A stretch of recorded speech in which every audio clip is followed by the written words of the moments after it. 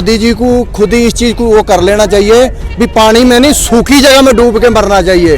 नालायक बच्चे रहे, ना इनसे बीबी संभली, ना परिवार संभला, ना अड़ोस संभला, ना पड़ोस संभला, तो नालायकों में गिनती है इनकी। 70 साल से बहुत पहले ही देश आत्मनिर्भर बन गया था। मोदी जी ने आत्मनिर्भर नहीं बनाया। कह रहे कि 70 साल में कुछ नहीं हुआ।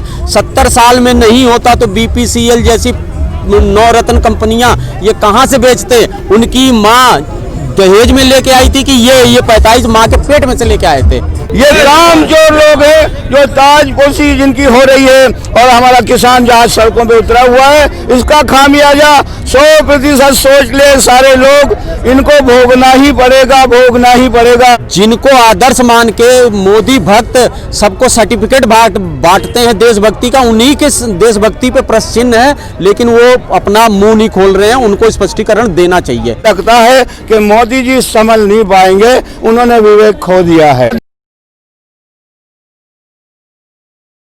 मध्य प्रदेश जिला राजगढ़ से आया हूं। जैसा कि यहाँ से समाचार बार बार सरकार और पत्रकारों के द्वारा दिया गया कि सिर्फ 3 प्रांतों के ही किसान आंदोलन कर रहे हैं, मगर जब मध्य प्रदेश से हम लोग आ रहे हैं तो कैसे कह सकते हैं कि 3 प्रांतों के ही लोग हैं। पूरे देश के किसान या तो दूर पड़ते हैं इसलिए ट्रैक्टर नहीं ला पा रहे हैं। हम कुछ मजबूरियां भी है, सरकार भी रोक रही है। पेट्रोल पंप पर लिख दिया गया है कि बोतल में और ट्रैक्टर में हाँ जी, पूरी तरह से बाधित करने का तानाशाही चला रहे हैं। और रामायण में एक उद्देश्य लिखा है, मैं तो उन सिद्धांतों को मानने वाले लोग हैं भारतीय संस्कृति। हाँ जी, मैं ये बता रहा हूँ कि अगर 3 लोग मीठे बोलने लग जाते हैं तो उस व्यक्ति, समाज और राज्य का नाश हो जाता है। मित्र और डॉक्टर और मंत्री, ये तीनों जब मीठे बोलने लग जाते हैं, सिर्फ चापलूसी करते हैं, तो तीनों चीजें स्वतः ही नष्ट हो जाती है। लगता है कि मोदी जी संभल नहीं पाएंगे, उन्होंने विवेक खो दिया है। मोदी तो जब आए थे तो वो खाली ये कहते थे 70 साल में देश बर्बाद हो गया,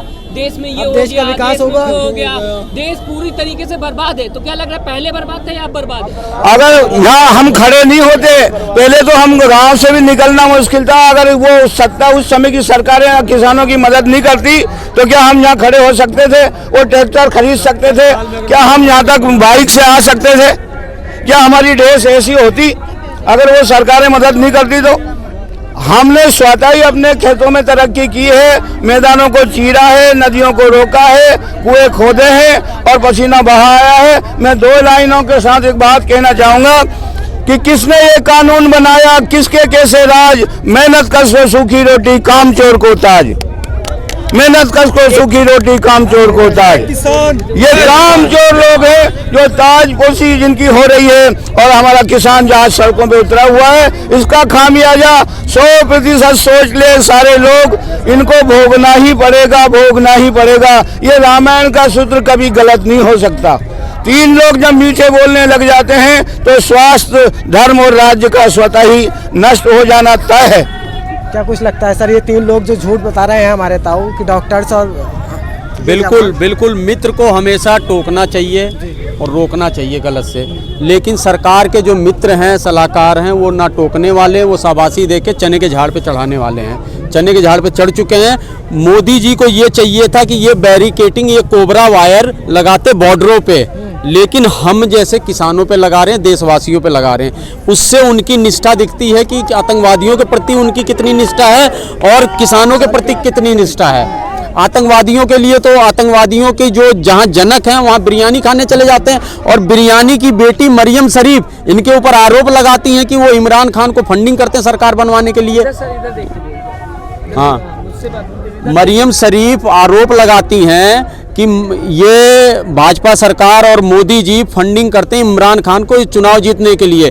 जिनको आदर्श मान के मोदी भक्त सबको सर्टिफिकेट बांटते हैं देशभक्ति का, उन्हीं के देशभक्ति पे प्रश्न चिन्ह है, लेकिन वो अपना मुंह नहीं खोल रहे हैं। उनको स्पष्टीकरण देना चाहिए, क्योंकि पूरे भारत के प्रधानमंत्री हैं, हमारे भी हैं, उनकी तो बदनामी होती नहीं है, लेकिन हम लोगों की 130 करोड़ जनता की मरियम शरीफ के कोर्ट से बहुत बदनामी हुई, हम आहत हुए हैं। और ये जो बॉर्डर लगाए हैं, यहाँ पर बैरिकेटिंग लगाए हैं, ये सरकार खुद नहीं खोलेगी, किसानों को खुद खोलना पड़ेगा। और सरकार हमेशा से इस मुद्दे पे झूठी रही है और किसानों को रोकती रही है, बरगलाती रही है और बरगलाती रहेगी आगे। अच्छा, फिर जय जवान जय किसान का हम नारा देते हैं तो किसान को हम इस देश में सबसे ऊपर रखते हैं। आज किसान को ही रोका जा रहा है, उसकी साफ लिख दिया गया है कि ट्रैक्टर में पेट्रोल नहीं मिलेगा। हमें दुख होता है, क्या रोल निभा रही है? हमें बहुत दुख है कि मोदी जी वहीं से आते हैं, वही संसदीय क्षेत्र है जहां से ये नारा देने वाले लाल बहादुर शास्त्री आते हैं और मुगल सराय में पैदाइश है उनकी, और उन्होंने आंख में आंख डाल के अमेरिका को बोला था कि तुम्हारे गेहूं नहीं चाहिए। तब से पंजाब, हरियाणा, राजस्थान को उन्होंने मध्य प्रदेश को जिम्मेदारी दी कि आप भारत को अन्न के मामले में आत्मनिर्भर बनाएं, और आज 70 साल से बहुत पहले ही देश आत्मनिर्भर बन गया था। मोदी जी ने आत्मनिर्भर नहीं बनाया, कह रहे कि 70 साल में कुछ नहीं हुआ। 70 साल में नहीं होता तो BPCL जैसी नवरत्न कंपनियां ये कहां से बेचते? उनकी माँ दहेज में लेके आई थी कि ये 45 माँ के पेट में से लेके आए थे। बताएं ये तो अभी भी यही बोलते हैं, हमने अभी भी कोई चीज गलत हो जाती है, हाँ। अभी भी अगर कोई देश में कुछ हो जाता है तो सीधा इल्जाम कांग्रेस पे लगाती है। नालायक बच्चा अपनी गलतियों का ठीकरा पड़ोसी पे फोड़ता है। नालायक बच्चे रहे, ना इनसे बीबी संभली, ना परिवार संभला, ना अड़ोस संभला, ना पड़ोस संभला, तो नालायकों में गिनती है इनकी। अब इतना समझ लीजिए नालायक बच्चे कैसे करते हैं, बहाने बनाते रहते हैं। किसान इतनी मजबूती से आया ना, वो तो पहले ड्राम भरवा लिया उन्होंने।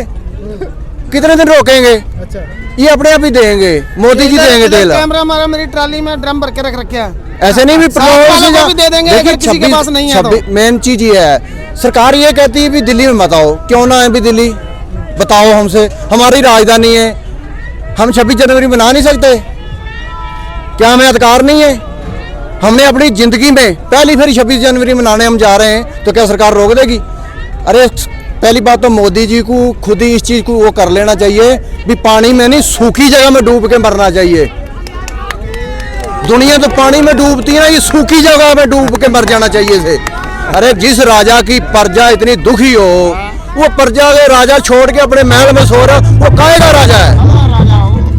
कौन सी ये क्या है? नहीं, ये देखिए आज किसान कैसे बना, ठंड में सो रहा है, इतनी ठंड है, ये बुजुर्ग है कैसे सो रहे, इन्हें शर्म नहीं आ रही?